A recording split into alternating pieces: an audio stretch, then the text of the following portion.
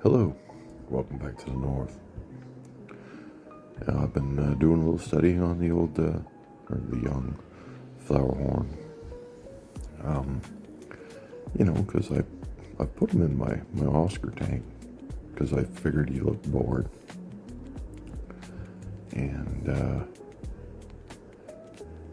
when I brought him home, he was too small to put him in here. He would have been a lunch, but now he's a competitive size. Big girl could still eat him as a snack, but she's a nice Oscar, and she's never harmed anything. I don't think it's going to start now.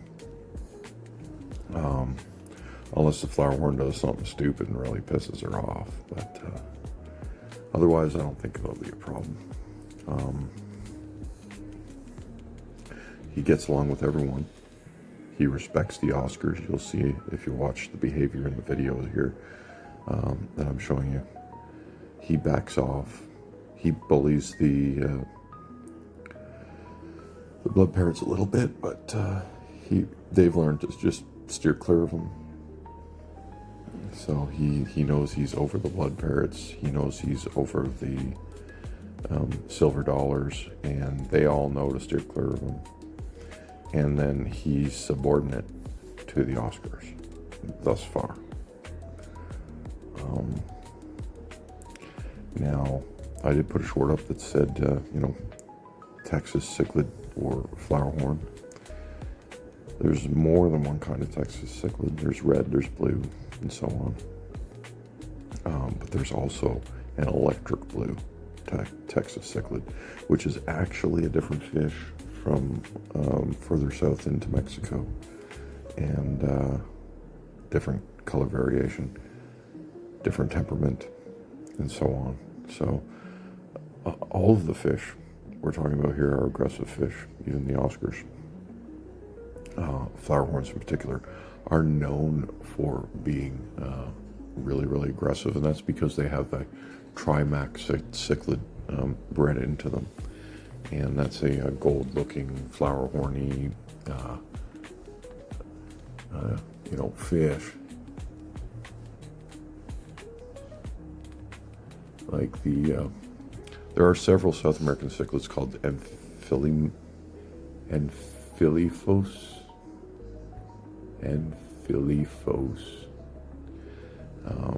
fish, and they have the flower horn ball on them.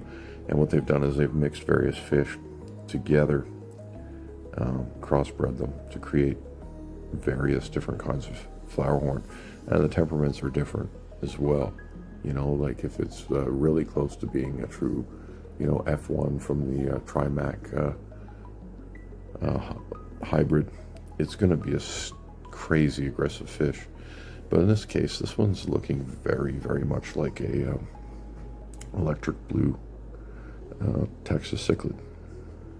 A lot of people can't distinguish the difference between the two. People who know better are calling it a electric blue Texas cichlid, which is still a beautiful fish, and they're still costly up here in Canada, but not what I was after. Now, I've seen baby blue Texas cichlids, the normal ones, and this is definitely not that.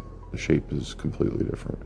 But when you look at the electric blue version of him, he's very close right now.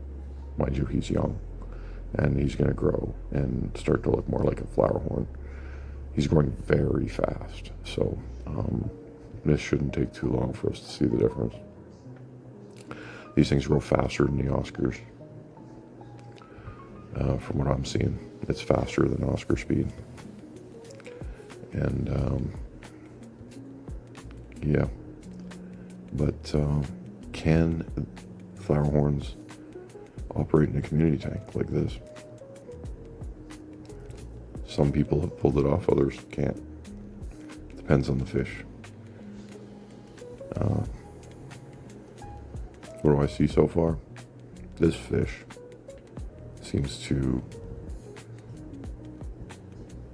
be socializing. He's not trying to dominate. He's not like crazy retarded, just beating everything up that he can. He knows he can dominate the silver dollars. He leaves them alone because they leave him alone. So he's being social, and this is where the electric blue Texas cichlid comes in. They are more social than the standard blue Texas cichlid. And so for a flower horn, this is the best chance at one adapting to a community tank, because all the other flower horn mixes are incredibly mean fish mixed together, like the red ones with the red heads that you see more often. They're mixed with red devils, and we all know what those were like. So you put a really mean red devil, with a really mean trimac, you can get a real mean fish. But these blue ones, you might have a better chance. And I introduced him at a good time, so if he learns to respect the other fish now, he may just continue to respect them, so long as he doesn't try to breed. But most flower horns are infertile. They're not interested in breeding if they're infertile. It's the same thing with the parrotfish. I've got like 9 or 10 polar blue parrots on the other side, and I only have 2 females and 2 males that actually turned out fertile. The rest of them are just fish that want to eat. They don't try to breed. They don't get territorial. They just kind of swim around. So I know my parrotfish in this tank, there's a female for sure. She was digging holes and trying to lay eggs, and the other one I guess is a male, but the odds in male hybrids being fertile are very low. So let's say I have a fertile, this guy here is fertile, and let's say the female blood parrot pairs off with him. Technically, that's a different kind of flower horn right there. And some people call them like a really fancy form of red Texas. So when you do that, but that's possible as well. That could happen. And if they do pair off and they do start to breed, that's when mayhem's going to come. Otherwise, I think he's going to get along fine, but we'll see. We'll see. I can't be sure. This is an experiment, and the other side of it is, I think if the water's kept real nice, they've got nothing to complain about. Keep the water real good, keep them fed, they won't get grouchy and kill everybody. That's my guess, that's my hope.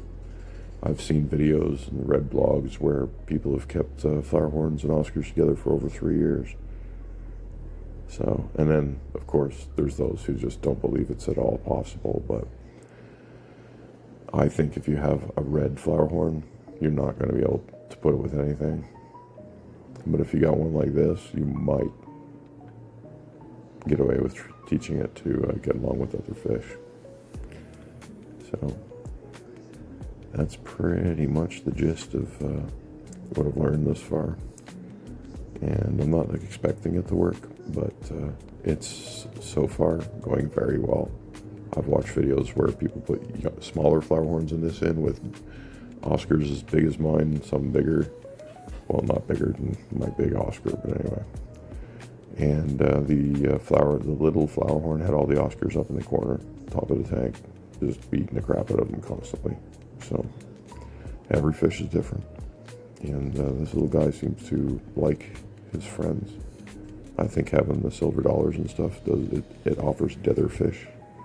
And I think because his shape is similar to Oscar's, he might actually think he's an Oscar, and they might actually think he's an Oscar. And because all these Oscars get along with other Oscars, they don't confront him, and because they don't confront him, he chooses to get along with them. So far, anyway. It'll be an ongoing experiment, and I have a 75-gallon ready to go. If there's a problem, I'll just move them. Haven't seen a problem yet. Have you? It's been a pretty long video thus far. And I'll even let it continue rolling so that you can just watch and behave with the fish. Thanks for watching. We'll catch you on the next one. I hope you have a wonderful day.